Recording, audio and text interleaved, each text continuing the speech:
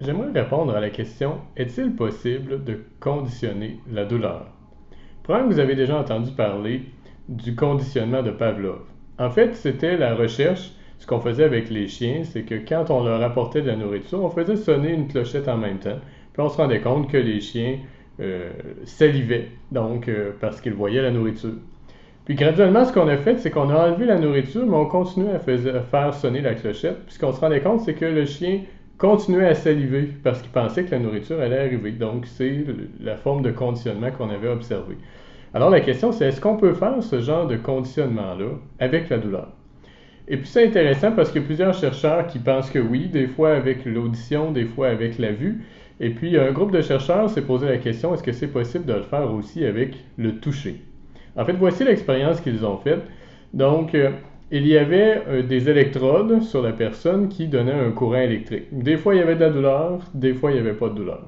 Et ce qu'on faisait, c'est que quand il n'y avait pas de douleur, on leur touchait à un endroit A, mais quand il y avait de la douleur, avant que la douleur apparaisse, on les touchait à l'endroit B. Donc, si on touchait à l'endroit A, il n'y avait pas de douleur après, mais si on touchait à l'endroit B, il y avait de la douleur après. Donc, par une autre forme de stimuli tactile. Donc, et ce qu'on s'est rendu compte après ça, c'est qu'on envoyait une douleur modérée et des fois, avant, on stimulait l'endroit A ou on stimulait l'endroit B pour la même douleur. Et ce qu'on s'est rendu compte, c'est quand on stimulait l'endroit A avant, les gens avaient moins de douleur. Mais si on stimulait, donc ça, c'était l'endroit où on les avait conditionnés à ce qu'il n'y ait pas de douleur. Mais si on touchait l'endroit B, donc l'endroit où on les avait conditionnés à ce qu'il y ait de la douleur, ben les gens ressentaient plus de douleur pour le même stimuli. Donc, c'est vraiment quelque chose d'intéressant qui démontre qu'un stimuli tactile peut changer notre perception de douleur si on pense que, si on est conditionné finalement à ce que la douleur soit plus intense ou moins intense.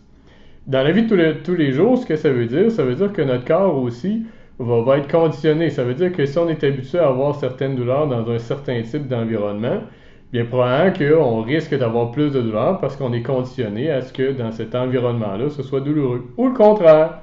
Fait que si on est chez soi, à côté de notre foyer, ben c'est un endroit qu'on d'habitude on n'a pas de douleur, donc on va être conditionné à avoir moins de douleur.